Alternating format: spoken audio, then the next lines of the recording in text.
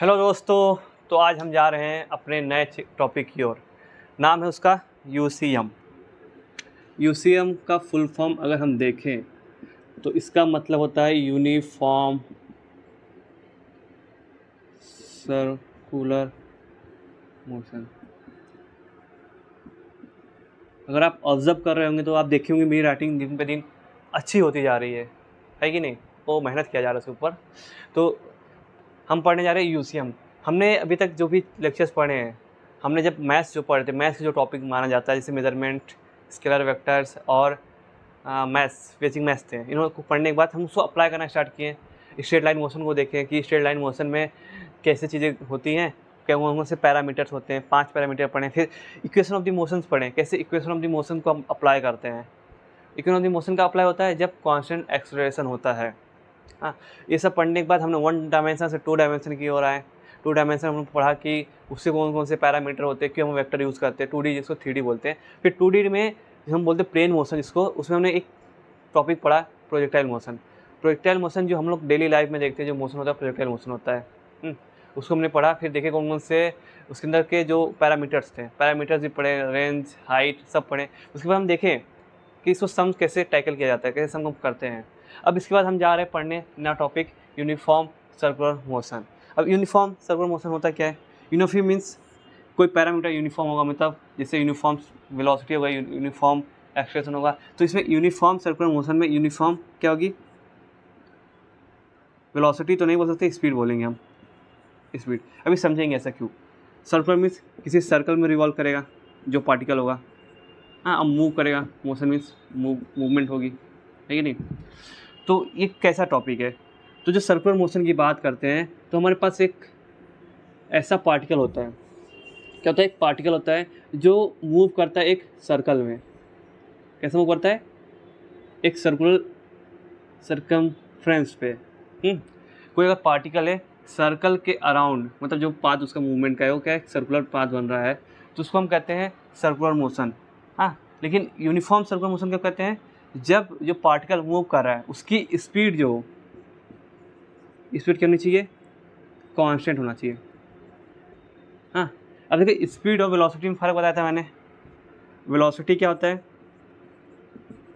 Speed ले लो plus direction भी होते हैं। तो इसमें जो मोशन होगा यूनिफॉर्म सर्कुलर मोशन में, वेलोसिटी का जो मैग्नीट्यूड होगा जिसको हम स्पीड कहते हैं वो कांस्टेंट होना चाहिए। बट क्या होगा, उसके अंदर डायरेक्शन चेंज होगा। मीन्स इसके अंदर जब हम यूनिफॉर्म सर्कुलर मोशन की बात करते हैं वेलोसिटी चेंज होती है क्योंकि इसका डायरेक्शन चेंज होता है। हाँ, स्पीड कांस्टेंट होता है, मीन्स इसका मैग्नीट्यूड कांस्टेंट होता है। इसलिए हम बोलते हैं इसको यूनिफॉर्म सर्कुलर मोशन, क्योंकि यहाँ पे जो स्पीड है यूनिफॉर्म रहेगा, इसलिए हम बोलते हैं यूनिफॉर्म सर्कुलर मोशन। और जब यूनिफॉर्म सर्कुलर मोशन देखते हैं तो आपको इसको मैंने इससे प्लेन बनाता है। इसका ये मतलब नहीं कि हम डेली लाइफ में जो अगर हम वर्टिकली घुमाएं तो उसको यूनिफॉर्म सर्कुलर मोशन कहेंगे, नहीं। हाँ, इसको हम बोलते हैं वर्टिकल सर्कुलर मोशन। देखो एक होता है, 2 प्लेन होते हैं, जिससे हमने मान लिया ये एक्स एक्सिस है, ये जेड ले लेते हैं, इसमें से ले लेते हैं एक्स वाई जेड। तो देखिए एक्स हो गया, ये वाई हो गया, नहीं इसको एक्स लेते हैं, ये वाई लेते हैं, ये जेड लेते हैं। तो जो नीचे वाला प्लेन होता है एक्स वाई प्लेन, जो ऐसे प्लेन होगा, इसको हम कहते हैं हॉरिजॉन्टल प्लेन। जो ये प्लेन होगा, हाँ, इसको बोलेंगे एक्स वाई प्लेन, इसको कहते हैं हॉरिजॉन्टल प्लेन।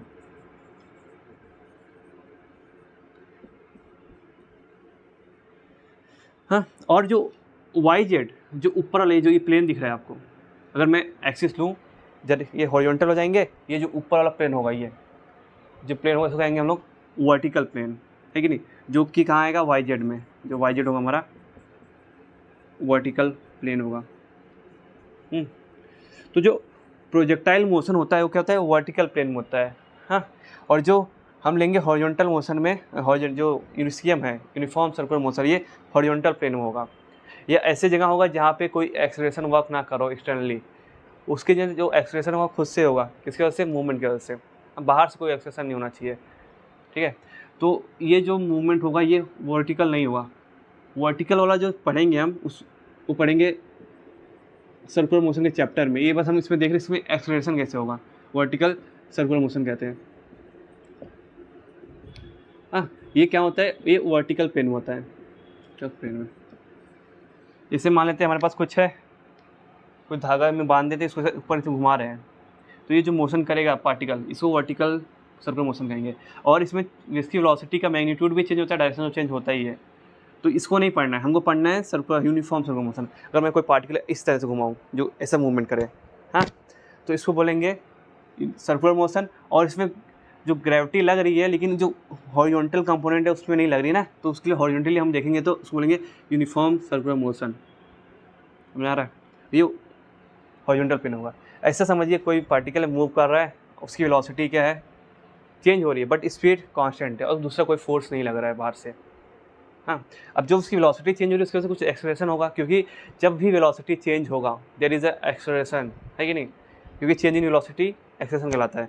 तो हमें इसमें फाइंड करना है कि इसमें एक्सेलरेशन कितना हो सकता है, नहीं, वेलोसिटी कैसे निकालेंगे, डिस्प्लेसमेंट कैसे देखेंगे, इसमें एक्सेलरेशन देखेंगे, जो भी पैरामीटर्स हम पढ़े सब इसमें चेक करना है यूनिफॉर्म सर्कुलर मोशन में। तो इतना आप समझ गए होंगे। अब चलते हैं यूनिफॉर्म सर्कुलर मोशन को स्टडी करते हैं।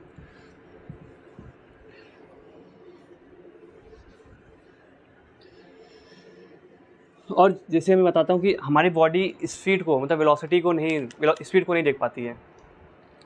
हमारी बॉडी एक्सेलरेशन को मेजर करती है। जैसे अभी कभी भी एक्सेलरेशन होता है ना, तो हमारी बॉडी को फील होता है। हमारी बॉडी क्या है, एक एक्सेलरेटर है, एक्सेलरेटर मीटर बोल सकते हैं, जो एक्सेलरेटर को महसूस कर सकती है। लेकिन अगर हम एक सेम कांस्टेंट वेलोसिटी से जा रहे हैं तो हमको कभी नहीं मालूम पड़ेगा कि हम कितनी भी, हमें 100 से जाए, 1000 से, किसी भी से जाए, हमें वेलोसिटी मालूम नहीं पड़ेगी अगर यूनिफॉर्म वेलोसिटी से जा रहे हैं। तो कोई दूसरा एक्सेलरेशन, कोई दूसरा बाहर फोर्स नहीं अप्लाई हो रहा है।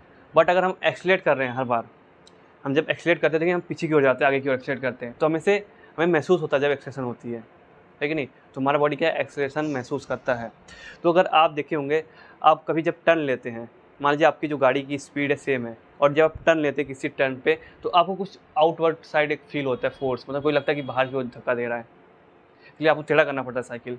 तो ये जो फोर्स महसूस हो रहा है आपको, क्योंकि आप पहले जब यूनिफॉर्म वेलोसिटी जा रहे हैं, अब उसी वेलोसिटी से अगर आप टर्न ले रहे हैं तो आपको महसूस होता है। क्योंकि आप वेलोसिटी चेंज कर रहे हैं, मैग्नीट्यूड नहीं चेंज कर रहे हैं, बट वेलोसिटी का जो डायरेक्शन भी डिपेंड करता है। तो आप डायरेक्शन चेंज करें ना, स्पीड आपने कांस्टेंट रखा है, लेकिन डायरेक्शन चेंज करने की वजह से आपको एक एक्सेलरेशन महसूस होता है।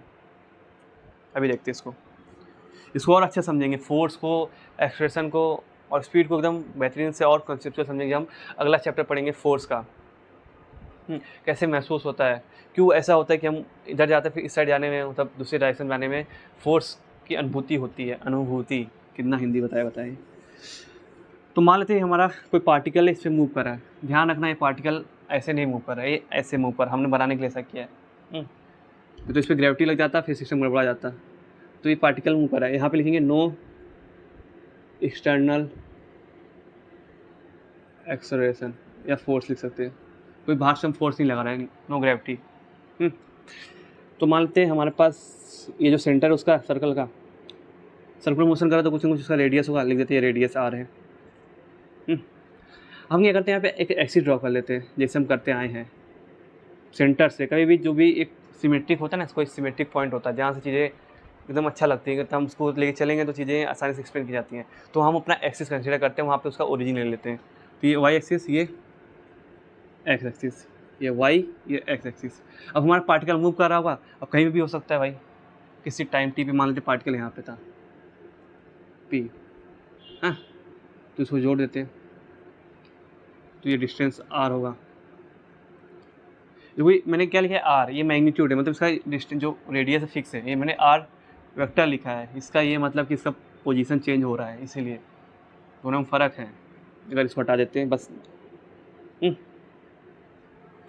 तो इसका कुछ पोजीशन होगा एक्स वाई, इस एक्सिस के हिसाब से इस पॉइंट पे ये जो पार्टिकल मूव करेगा इसी पाथ पे मूव करेगा सर्कुलर। तो ये हो गया, और कुछ एंगल बनाएगा हॉरिजॉन्टल से, मान लीजिए थीटा एंगल बना रहा है। तो बताइए कि इसका डिस्प्लेसमेंट क्या हुआ। तो कैसे निकालते हैं डिस्प्लेसमेंट, जो एक्स और वाई है ये डिस्प्लेसमेंट है। बट जब हम क्वेश्चन देखेंगे, जब ऐसा कुछ बात आता है तो हमें उसमें क्या दिया रहता है, उसका रेडियस दिया होता है और एंगल दिया होता है। जब कभी भी ऐसी बात आती है मोशन में, तो हमको सर्कुलर मोशन में एंगल दिया रहेगा और उसका मैग्नीट्यूड दिएगा, कितना रेडियस है। मान लीजिए जो भी इसका रेडियस आर है, मान लीजिए इसका जो रेडियस है, स्मॉल आर ले सकते हैं, बड़ा आर, जैसी मर्जी आपकी जो ले लें, है कि नहीं। तो मान के चलते हैं स्मॉल आर लेके चलते हैं, रेडियस का मैग्नीट्यूड। आर बेटा अलग चीज़ है। तो अगर मैं यहाँ पे देखूँ आर वेक्टर, तो आपको मालूम आर वेक्टर क्या होता है? आर वेक्टर होता है, हम एक्सिस के हिसाब से देखें तो X I cap plus Y J cap. But हमें जो क्वेश्चन में एक्स वाई तो दिया नहीं रहेगा, हमको आर दिया रहेगा, रेडियस कितना है और कितने एंगल पे है वो दिया रहेगा। तो हम निकाल सकते हैं इसका कि कितना तक वेक्टर क्या होगा। तो क्या करेंगे, हम यहाँ से प्रोजेक्शन ड्रॉ करते हैं, आज तक जो करते आए हैं, फिर यहाँ पे भी प्रोजेक्ट करेंगे। तो ये जो मिलेगा हमको क्या मिलेगा, ये एक्स मिलेगा, एक्स की वैल्यू मतलब पोजीशन बोल सकते हैं, एक्स भी बोल सकते हैं कि पोजीशन जो पी का है उस पर। और ये क्या मिलेगा हमें, वाई कितनी वैल्यू है। तो अगर इसको देखें तो कुछ इस तरीके का दिख रहा है, right angle triangle theta angle, ये एक्स है ये आर है। तो एक्स को अगर मुझे इसके टर्म में लिखना है तो देखेंगे ये एक्स और आर को जोड़ने के लिए जो थीटा है इसमें अगर हम कॉस थीटा लगा दें तो क्या हो जाएगा, एक्स अपॉन आर। तो एक्स क्या हो जाएगा यहाँ पे, आर कॉस थीटा, समझ रहे कि नहीं। तो एक्स वैल्यू हो गई आर कॉस थीटा। ऐसे अगर हम इसमें देखें, अब देखिए जो ये डिस्प्लेसमेंट वाई है ये भी तो सेम है, यही चीज़ है, ये भी वाई है। तो अगर हम इसी में देखें थीटा, ये वाई, ये एक्स, ये आर है। अगर मुझे वाई को आर से कनेक्ट करना है, अब हम इसे क्यों कनेक्शन कर रहे हैं, क्योंकि हमें क्वेश्चन में वाई एक्स नहीं दिया रहेगा और वाई एक्स चेंज होते हैं, दिया भी नहीं रहेगा, हमें दिया रहेगा आर और थीटा, मतलब एंगल दिया दे सकता है, आर दिया रहता है रेडियस, तो मुझे उसके फॉर्म में लिखना पड़ेगा। तो अगर देखेंगे इसको और इसको कनेक्ट करना है तो साइन थीटा अप्लाई करना पड़ेगा, क्योंकि sine theta equal to opposite upon hypotenuse, तो y equal to R sine theta हो जाएगा। बस इसको यहाँ पुट कर देना है। तो आर वेक्टर क्या हो जाएगा हमारा, क्या हो जाएगा,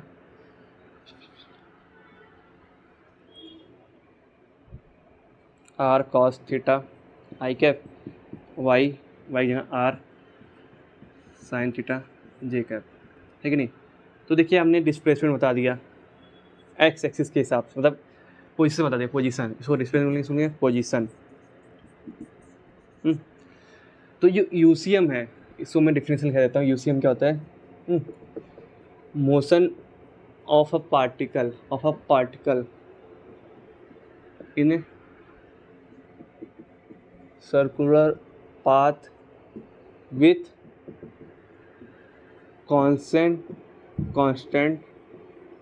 कांस्टेंट स्पीड। इसमें फोकस करने वाली बात क्या है, स्पीड इज कॉल्ड यूनिफॉर्म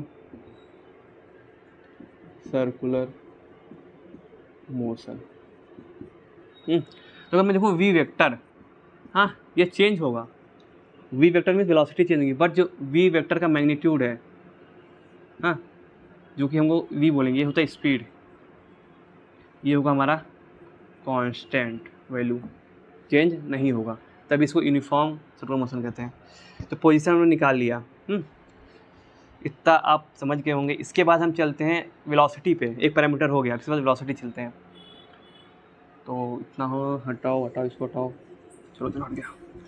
अब वेलोसिटी के लिए क्या करेंगे, एक तरीका इसको डिफ्रेंशिएट कर दें, बट एक और तरीका है उससे अच्छा, वो वाला जो तरीका हम बताएंगे डिफ्रेंशिएट करने वाला, क्योंकि D R upon D T होता है वेलोसिटी, लेकिन हम जब इसको डिफ्रेंशिएट करेंगे तो जो हमारा D theta upon D T आएगा, अगर देखेंगे जिसको बोलेंगे एंगुलर वेलोसिटी, इसको हम पढ़ेंगे सेम सर्कुलर मोशन के चैप्टर में। ये तो बस हम इसलिए पढ़ रहे हैं कि ये अगर ये भी तो एक 2D मोशन है और इसमें कितना एक्सप्रेशन हो सकता है, कैसे पैरामीटर देख सकते हैं, बस इतना ही करना है, ज़्यादा कुछ नहीं करना है।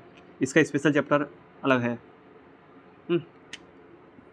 तो अगर हम अभी इसी पार्टिकल की, ये पार्टिकल मूव कर रहा है इस पाथ पे,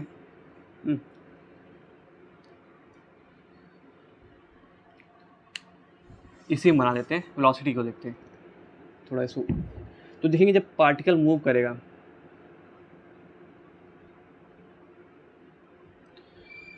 इसको मिटाते हैं ताकि गंदा ना दिखे। मान लीजिए पार्टिकल मूव करेगा तो इसकी जो वेलोसिटी होगी, यहाँ पे कभी भी जो वेलोसिटी होता है, पता था इंस्टेंटेनियस जो वेलोसिटी होता है वो पाथ के टेंजेंट होता है। तो ये जो पाथ है और हमारा पार्टिकल इस साइड मूव कर रहा है, तो पाथ ये है, इसका जो टेंजेंट खींचेंगे, टेंजेंट ये टेंजेंट, ये हो गया कि इसकी वेलोसिटी, इसकी हो गई वेलोसिटी, हो गई है थीटा।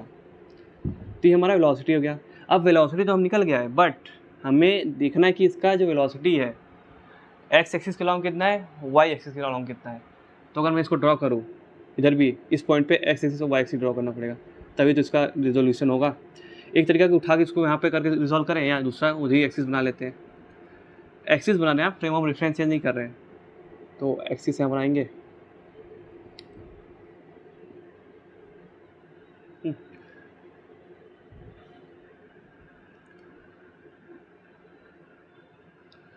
तो देखेंगे जो ये एंगल बनेगा, अगर मैं इसको और बढ़ा लूँ, ये एंगल थीटा है, तो करेस्पॉन्डिंग एंगल ये भी दोनों पैरेलल, तो ये भी थीटा हो जाएगा।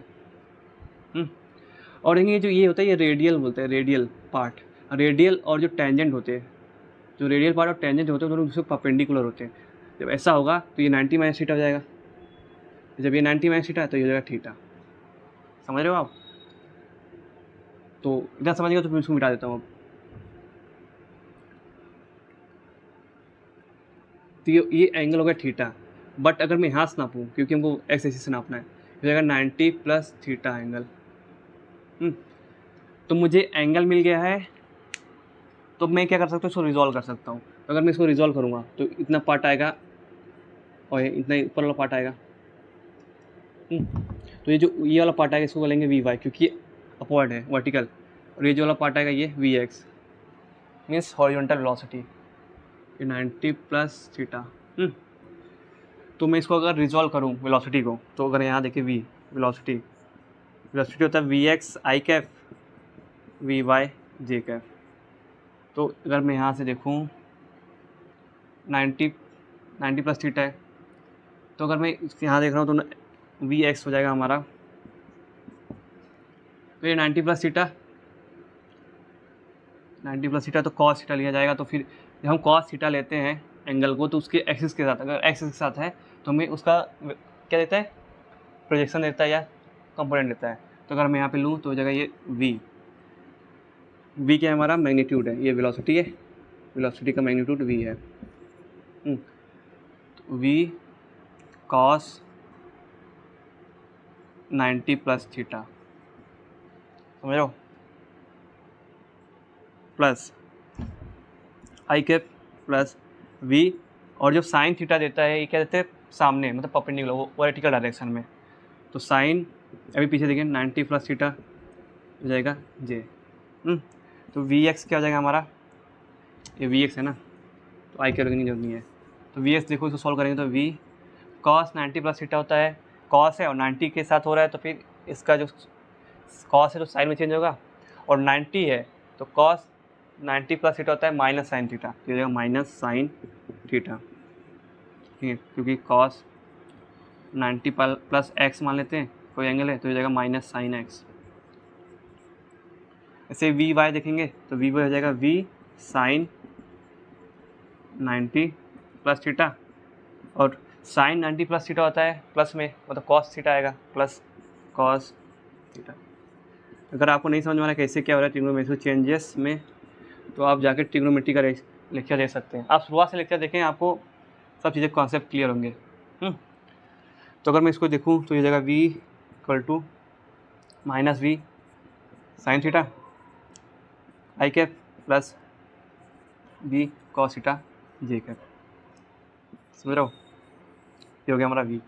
तो वो एक तरीका था इसको ऐसे लिखने का, एक और तरीका है ताकि कन्फ्यूज़न हो, इसलिए नहीं बताया, क्योंकि हम लोग यही लेके चल रहे हैं एक्स एक्सिस से एंगल लेके। अगर मैं इसको देखूँ वहाँ पे ये वेक्टर इस साइड बना है और इसका एंगल थीटा है, तो ये क्या हो जाएगा 90 माइनस थीटा।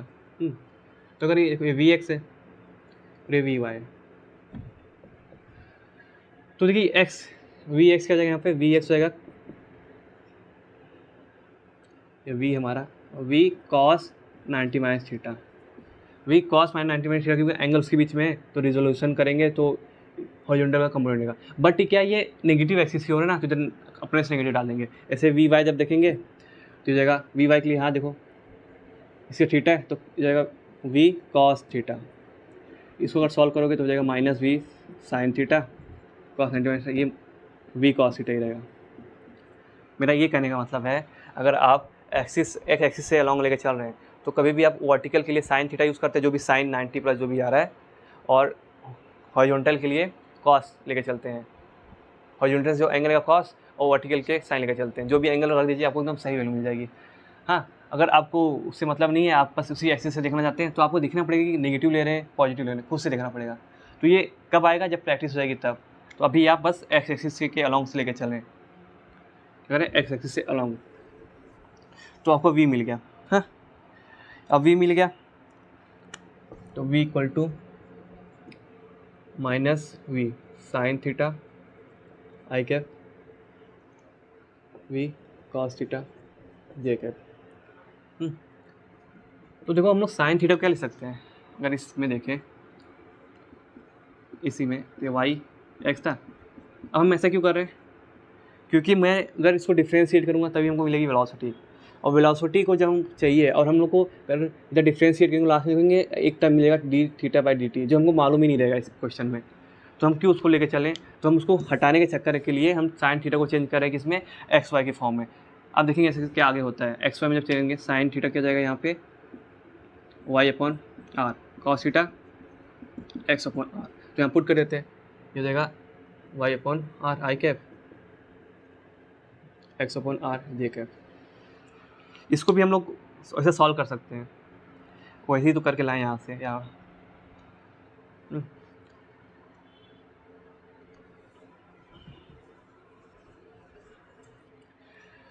अगर अब मुझे क्या चाहिए एक्सप्रेशन, तो क्या करेंगे, डिफ्रेंशिएटिंग करेंगे, differentiating with respect to time T. तो क्या होगा D V vector upon D T, तो ये एक्सप्रेशन कहलाएगा वेक्टर। जब डिफ्रेंशिएट करेंगे तो ये जाएगा सब में डिफ्रेंशिएशन होने हर टर्म में, तो we Y by R I cap plus D upon D T, मैंने इसको भेज दिया हर टर्म के साथ डिफ्रेंशिएट होने में। तो देखेंगे जो v है हमारा, यहाँ पे v वेक्टर नहीं v है, v क्या स्पीड, स्पीड कांस्टेंट है तो उसको बाहर ले सकते हैं। रेडियस जो है ये r वेक्टर नहीं r है, r मीन्स रेडियस, तो रेडियस भी कांस्टेंट है, इसको रहेंगे। लेकिन जो y है, पार्टिकल के मूव करने की वजह से जो देखेंगे y चेंज हो रहा है, क्योंकि पार्टिकल मूव कर रहा है, कभी y कुछ और कभी कुछ और है कि नहीं, तो y डिफ्रेंशिएट होगा। ऐसे यहाँ पे v और r बाहर निकल जाएंगे, x डिफ्रेंशिएट होगा। देखेंगे तो ये हो जाएगा a vector equal to minus V बाहर आ जाएगा, r बाहर आ जाएगा, और ये हो जाएगा D Y upon D T I cap, फिर प्लस इसे v यहाँ से बाहर आ जाएगा और r बाहर आ जाएगा d x upon D t j cap. अब देखेंगे जो ये v d Y upon D t d x upon D t है, ये क्या है, कुछ नहीं, ये है हमारा वी वाई वेलोसिटी, और ये वी एक्स है। तो हमने वी वाई वी एक्स निकाल के रखा है, बस पुट करना है। तो a vector equal to minus v upon are, तो वी वाई कितना है, v y v cos theta आई cap plus v y r, v x क्या है minus we sine theta J cap. तो a vector equal to solve कर लेते हैं, minus v square upon are cos theta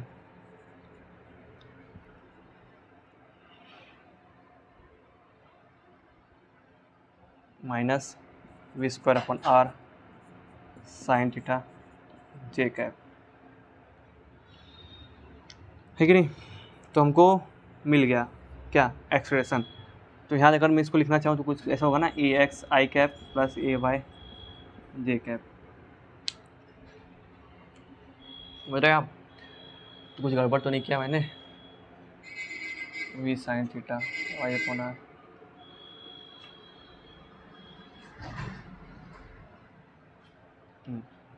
तो ये हो गया। इसके बाद हाँ, तो एक्सप्रेशन जो एक्स आई एक्सिस के कंपोनेंट अलॉन्ग है ये है, वाई के साथ ये है जो माइनस में है। तुमको ये मिल गया expression V square upon cos theta. अगर मैं मैग्नीट्यूड निकालना चाहूँ एक्सप्रेशन का, ये तो मुझे एक्सप्रेशन मिला, लेकिन एक्सप्रेशन का मुझे मैग्नीट्यूड चाहिए। जैसे हमको पता अगर ए वेक्टर दिया है a x I cap a y J cap, अगर मुझे इसका मैग्नीट्यूड चाहिए तो क्या करेंगे, ए एक्स का स्क्वायर दोनों कंपोनेंट का स्क्वायर ऐड कर देंगे। वैसे अगर मुझे इसका मैग्नीट्यूड चाहिए, जिसको हम ए से लिखेंगे, या मैग्नीट्यूड ऑफ एक्सप्रेशन, ये हो जाएगा ए एक्स का स्क्वायर कंपोनेंट प्लस ए वाई का स्क्वायर। तो यहाँ पे ए एक्स क्या है हमारा,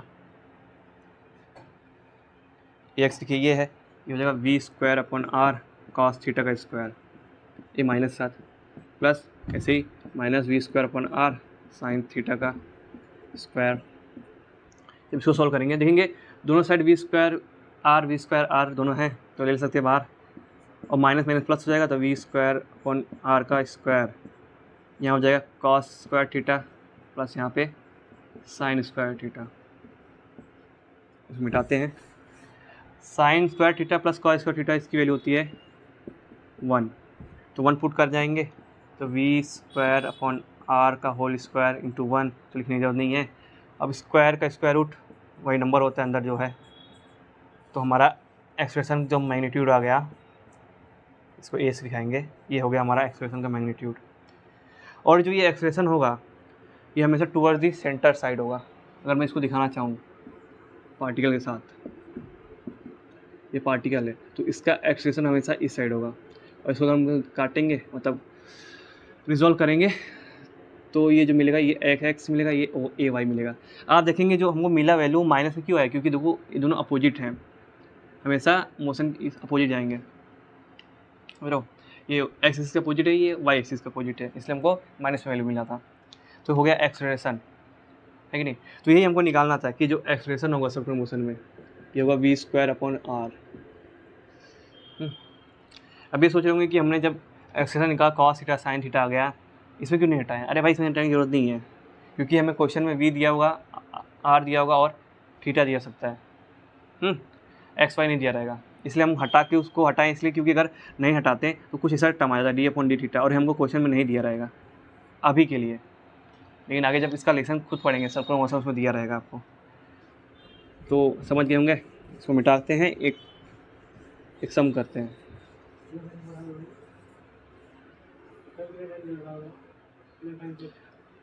तो इसके बाद अगला सम करेंगे अगले वीडियो में। आज के लिए बस इतना ही, बाय बाय। सर अच्छा वीडियो यहाँ बंद कर सकते हैं ना।